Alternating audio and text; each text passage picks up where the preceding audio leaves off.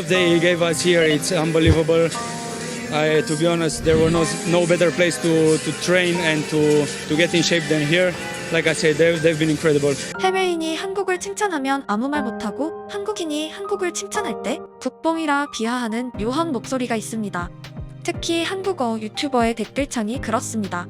손흥민의 예를 들면 세계적인 거장들이 그가 최고라고 말하면 조용하다가 한국인이 손흥민을 응원하면 손뽕이라 비하하고 애국심과 연결시켜 국뽕이라 깎아내리는 마법의 논리입니다.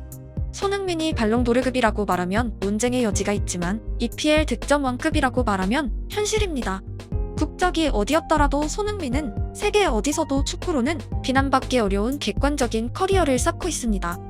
만약 EPL 득점왕을 차지한 브라질 국적의 잉글랜드 클럽 캡틴이 있다면 한국에서 소나우 진유가가 생겼을지 의문입니다.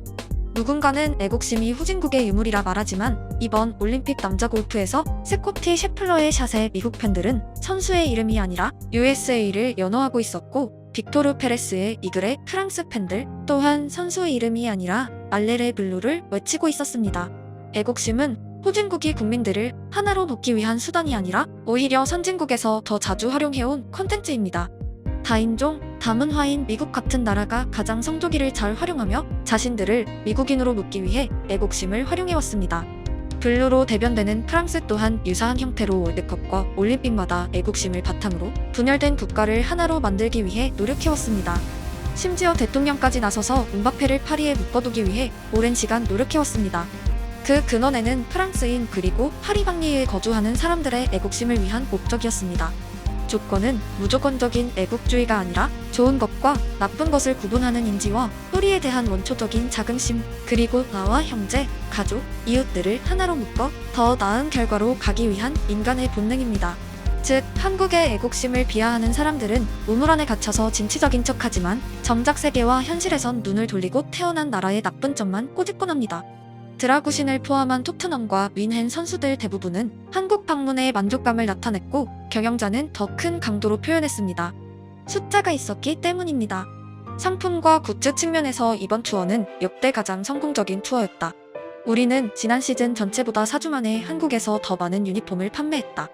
윈헨 최고 경영자 미하엘 디데리히의 인터뷰에 놀랐던 이유는 저는 지난 시즌 윈헨과 도르트문트의 경기를 관람하기 위해 알리안츠 아레나를 방문했었고 이틀간 구장샵에서 엄청난 숫자의 유니폼이 팔리는 것을 눈으로 생생히 목격했기 때문입니다.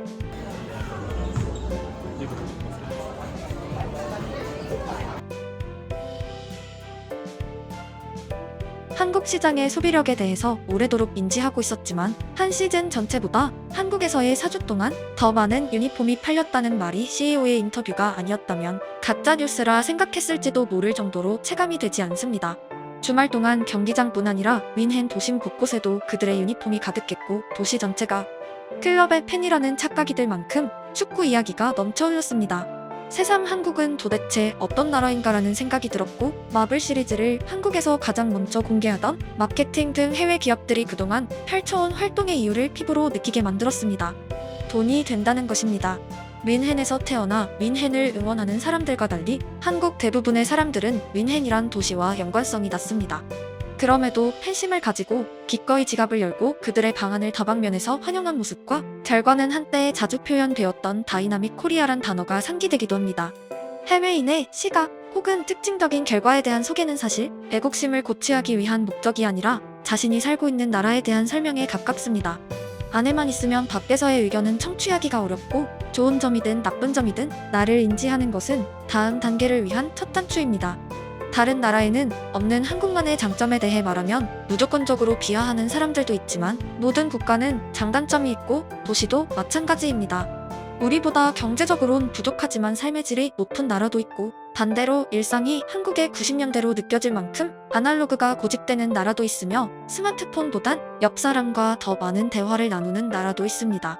사실이 아닌 국뽕으로 지나친 자긍심을 가질 필요는 없지만 사실마저 왜곡하고 자기 나라를 비하하는 태도는 결국 제 얼굴에 침뱉기입니다. 윈헨이 얻어간 수익의 근원에는 사람이 있고 TV로 해외 축구를 지켜봤던 팬들이 있습니다. 그리고 경기장에는 나와 아무 상관없는 해외팀들의 프리시즌 경기라기엔 어울리지 않을 정도의 뜨거움이 있었습니다. 그 에너지는 한국이란 나라가 가진 주요 특징 중 하나입니다. 2002년에도 목격했지만 콘텐츠가 발생하고 다수의 관심사가 주목되는 상황이 마련된다면 불타오르곤 합니다. 이는 오랜 시간 한국이 발전하는 과정에서 사용된 주요 동력이기도 합니다.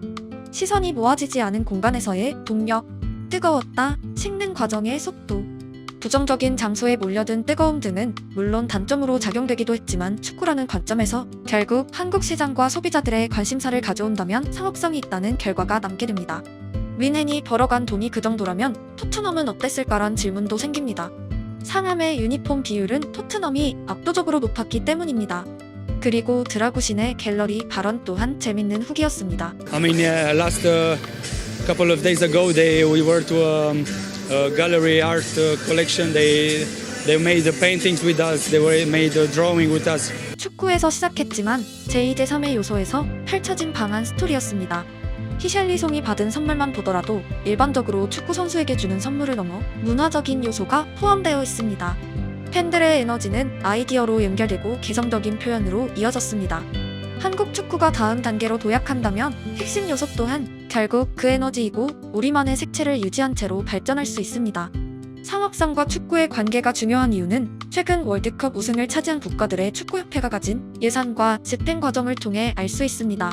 재능이 전부라면 아프리카 국가들이 월드컵 우승을 차지할 시기가 이미 지났습니다. 어제 열린 올림픽 200m 육상 금메달리스트는 보츠와나 국적입니다.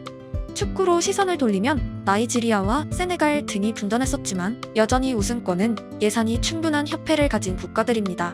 황금 세대가 나타나 비교적 작은 협회를 가지고도 성적을 내는 국가도 있지만 20년, 30년이란 장기 레이스에선 유소년과 인프라에 지속적인 투자를 해온 국가들의 각축장입니다. 만약 한국이 세계 100위권의 경제력을 가지고 있고 축구에 관심 없는 사람들만 가득한 국가였다면 시스템보다는 우연히 나타날 천재들의 존재를 하늘에 빌어야 합니다. 하지만 상업적인 측면, 축구를 시청하는 팬들의 숫자와 에너지라는 측면에서 한국 축구는 지금 이상으로 나아갈 잠재력을 가지고 있고 시스템이랑 뿌리를 여러 사람들이 기대하는 시대에 진입했습니다. 즉, 투지만을 앞세워 더 잘 사는 나라의 국가와 월드컵에서 피 터지며 경쟁하는 시대, 라면만 먹고 금메달을 따길 바라는 시대가 지났다는 의미입니다. 손흥민, 이강인, 김민재, 황희찬 등의 출연으로 한국인이 세계를 상대로 축구에서 부족하지 않다는 것이 증명되었고 양궁을 통해 시스템을 갖추면 다른 국가의 협회보다 나은 업무가 가능하다는 것도 증명되었습니다. 토트넘 윈헨과의 경기에 모여든 6만 관중은 좋은 축구를 볼 수 있다면 30도가 넘어가는 무더위에도 경기장을 찾는다는 마지막 열쇠입니다. 한국을 다녀간 토트넘은 1,100억 이적료의 솔랑케 영입에 근접하였습니다. 물론 한국에서 번 돈으로 갑자기 선수를 사오는 것은 아니지만 그동안 손흥민 특수를 오래도록 누려온 토트넘의 지갑에 한국인이 지출한 돈이 가득 쌓여있다는 것은 온 세상이 알고 있습니다. 클럽뿐 아니라 협회도 선수들을 통해 돈을 벌고 있고 나아가 액수 또한 늘어날 수 있습니다. 좋아하는 선수의 갤러리까지 열리는 나라에서 시장은 축구장에만 열리는 것이 아닙니다. 1차원적인 업무를 넘어 다음 차원으로 나아갈 시점입니다.